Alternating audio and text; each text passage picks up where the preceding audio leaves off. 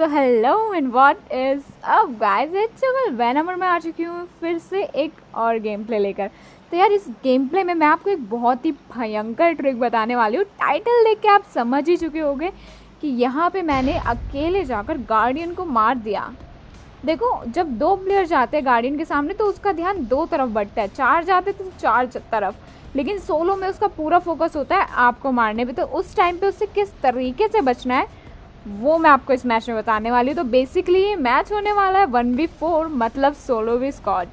अब यहाँ पे मैं उतर रही थी इस जो ये नया इवेंट आया है इस टेम्पल पे, और यहाँ पर उतरने के बाद सबसे पहली चीज़ होती है कि एक तो यहाँ पे आपको सर्वाइव करना, क्योंकि बहुत सारी टीम्स आती हैं। अब मैं जैसे यहाँ पे उतरी, भाई साहब गन तो मुझे मिल चुकी थी, भयंकर M4 और AKM उतरते ही हाथ में लग चुकी थी। अब यहाँ जैसे ही मैं उतरी, अगले ही सेकंड ये दो बंदे भी मेरे साथ उतर गए। अब यहाँ पे सबसे पहले तो बंदे बहुत थे, तो किल कंफर्म की चीज़ मेरे दिमाग में थी ही नहीं। तो वही सिंपली मैंने इन दोनों को नॉक किया। थोड़ा सा नीचे आई अपने आप को सेफ रखने, क्योंकि ऊपर से बहुत ही भयंकर एंगल मिलता है। और हाँ, अब मैं एक बहुत ज़रूरी चीज़ बता दूँ, जब भी आप इस टेम्पल पे उतरो तो छत पे कभी मत उतरना, क्योंकि वहाँ पे गन्स नहीं मिलती हैं। तो कोशिश करो नीचे उतरने की। अब ये जैसे ही नीचे कूदा, मैंने इसको नॉक करा, और इसका जो दूसरा टीममेट था वो ऊपर था। उसने शायद मुझे अभी तक तो स्पॉट नहीं किया था, लेकिन हाँ अब वो मुझे स्पॉट कर चुका होगा। अब जैसे ही मैंने इसको नॉक किया, मैंने इसको थोड़ा डैमेज दिया कि ये फिनिश हो जाए। और यहाँ पे अपना ऑलरेडी 4 नॉक निकालने के बाद मैं 1 किल अपना कंफर्म कर चुकी थी। और थोड़ी देर में मुझे सामने एक और बंदा स्पॉट हुआ। मतलब इस तरफ सिचुएशन इतनी इंटेंस थी कि अभी तक मेरे पास ना तो हेलमेट थी ना वेस्ट थी, और अभी भी इस टेम्पल में बहुत बंदे बचे थे। अभी आपको फुटप्रिंट भी सुनाई आ रहे होंगे। अब मैं जैसे इसके कवर में आई, मुझे साइड में बंदा घुसता हुआ नज़र आया, तो मैं कोने से गई,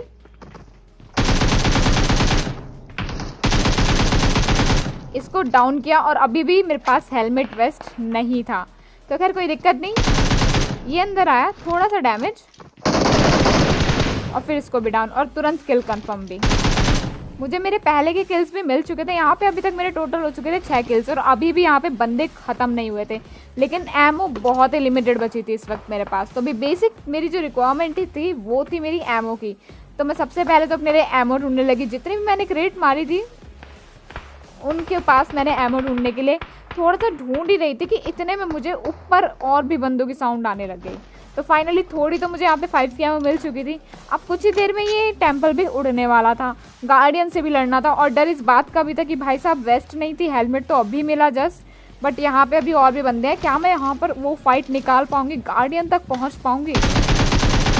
भाई ये बंदा मैं बहुत ईजी डाउन कर देती, लेकिन पिकअप के चक्कर में एम ही मेरा पूरा हिल गया। खैर अब यहाँ पे और कोई ऑप्शन नहीं था, मैंने सीधा ऊपर गई। मैंने देखा सामने जाकर कि भाई एक बंदा नॉक पड़ा है। मैं इसका किल चुराना चाहती थी, लेकिन वो मुझे नहीं मिला। अब मैंने यहाँ पे ग्रेनेड की पिन खींची, क्योंकि मुझे पता था कि इस पोल के पीछे बंदा है। तो मैंने ग्रेनेड एग्जैक्ट वहीं मारा था। अब वो बंदा लिटरली इतना लेट हो चुका था कि जैसे ही वो भागा, मैंने उस पर सिर्फ 2 या 3 बुलेट कनेक्ट करी, और वो वहीं पे लिट एंड डाउन, मतलब फिनिश हो गया। अब इसके बाद यहाँ पर अभी भी बंदे ख़त्म नहीं हुए थे।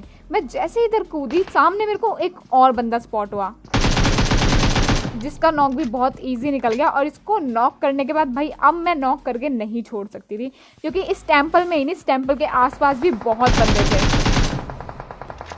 फिर यहाँ पे इसको डाउन करने के बाद जैसे ही मैं ऊपर आई, मुझे फिर से साउंड आने लगी छत पे से। अब जैसे मैंने बोला था कि छत पे मत कूदना, और भाई ये टेम्पल इस वक्त हवा में उड़ चुका था, और यहाँ पे उसने गार्डियन का गेट भी खोल दिया था। तो फाइनली यहाँ पे मेरे को 10 किल मिल चुके थे स्टार्टअप के। एंड इसके बाद मुझे एक और साउंड आई, तो मतलब यहाँ पे एक बंदे के बाद कोई भी नहीं था। तो फाइनली मुझे इसको फिनिश करना था।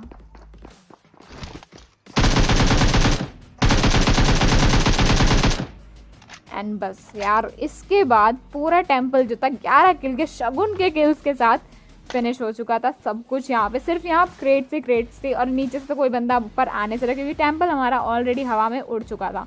तो इसके बाद मैंने बेसिक सारी पहेलियाँ सुलझाई, लूट ली, ताकि गार्डियन से फाइट ले पाऊँ। और बस उसके बाद मैं अपना रास्ता बदला, और अच्छी खासी तो नहीं, लेकिन हाँ लिमिटेड एमओ थी मेरे पास कि मुझे इतना तो पता कि यार दिक्कत हो सकती है, क्योंकि गार्डियन बहुत एमओ खाता है। खैर यहाँ पर मैं अंदर आई और मैंने फिर उसके बाद गार्डियन को बुलाने के लिए पूरी तैयारी करनी शुरू करी। तो तैयारी में मैंने क्या क्या करा, पहले तो मुझे अंदर आते ही 2 गैस कैन दिख गई। तो मैंने सोचा कि चलो गैस कैन रखते हुए, गैस कैन का डैमेज भी अच्छा खासा होता है। तो यहाँ पे मैंने एक गैस कैन उठाया, दूसरा गैस कैन उठाया, दोनों को मैंने वहाँ पे रख दिया जहाँ से गार्डियन निकलता है, ताकि मैं इनके ऊपर फायर करूँ, ये फटे और गार्डियन को अच्छा खासा डैमेज मिल जाए, क्योंकि एमो मेरे पास इस वक्त कुछ खास थी नहीं। तो मैं करने वाली हूँ गेम का साउंड थोड़ा कम, और इसके बाद आपको दिखाऊंगी कि भाई किस तरीके से आप गार्डियन को अकेले जाकर भी बहुत ईजी मार सकते हैं बिना उसका डैमेज लिए। खैर अब मैं जैसे ही आई भाई फायरिंग शुरू। अब जो बेसिक चीज़ होती है कि गार्डियन जो होता है अपने हाथ जिस तरफ फेंक रहा है, आपको बस उधर ही नहीं रहना है।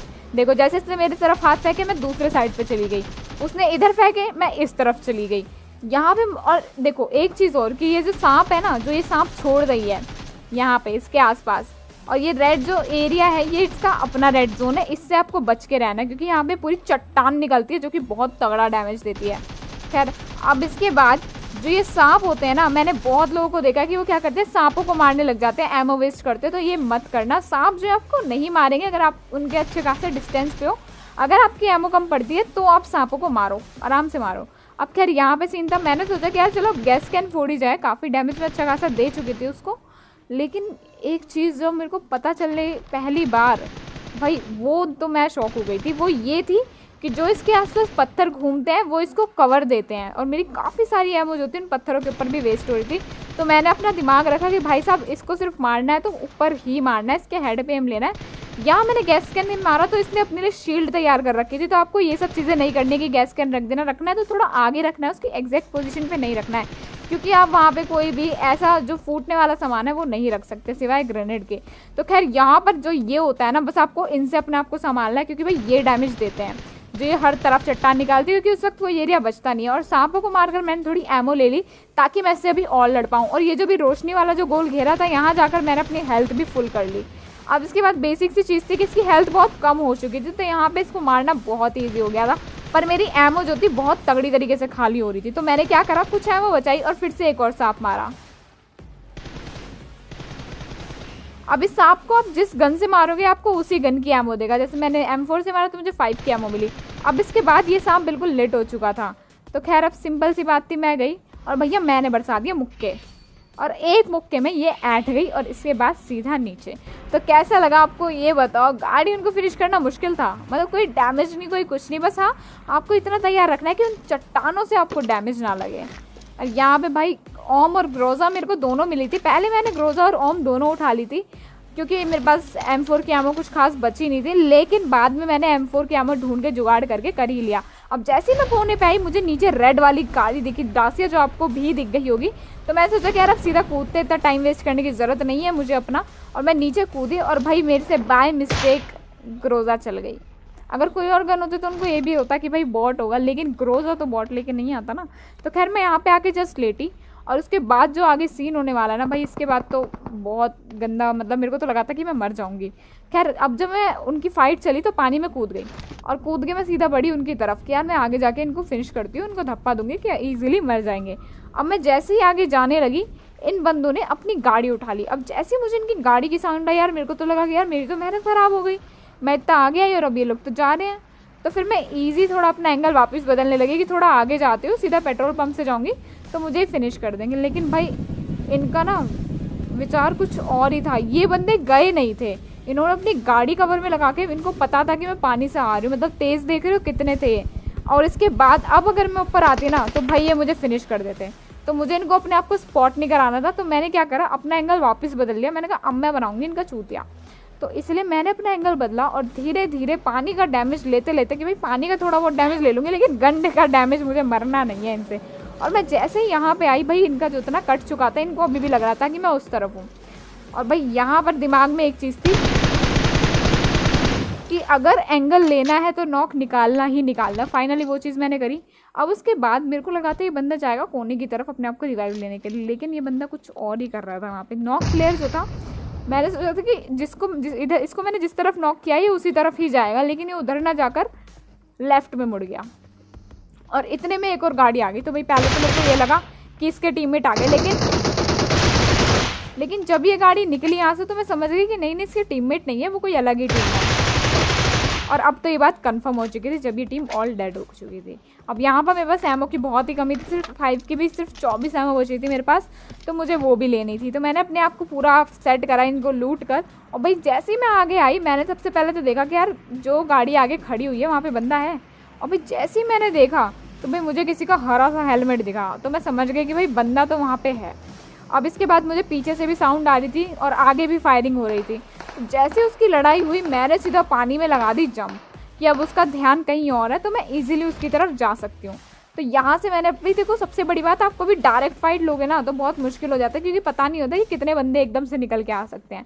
तो जैसे ही मैं आगे बढ़ी मुझे उधर भी बंदे दिखे, तो सबसे पहले मैं जिसको सोच के आई थी मैंने उसको ख़त्म करा। इसको ख़त्म करने के बाद मैंने थोड़ा सा इंतज़ार करा इस गाड़ी वाले का, क्योंकि मैं चाहती थी उसको बैठते बैठते भी उतार सकती थी, लेकिन भाई नहीं, मेरे को चलती गाड़ी से उतारना था। तो जैसे ही वो अपनी गाड़ी का एंगल यहाँ पे बढ़ाया उसने और इधर को आया, मैंने भी उसको गिली सूट का फ़ायदा उतारा, घास के पीछे से आकर और भाई एकदम नॉक और डायरेक्ट फिनिश कर दिया। अब यहाँ पे इसको नॉक एंड फिनिश देने के बाद मेरे पास सीधा ऑप्शन था कि यहाँ से अब निकला जाए, और जैसे ही मैं यहाँ से गाड़ी से निकलने ही वाली थी कि मुझे सामने 2 बंदे स्पॉट हो गए। तो भाई अब सीधी सी बात थी कि इनको खाली हाथ मैं ना जाए।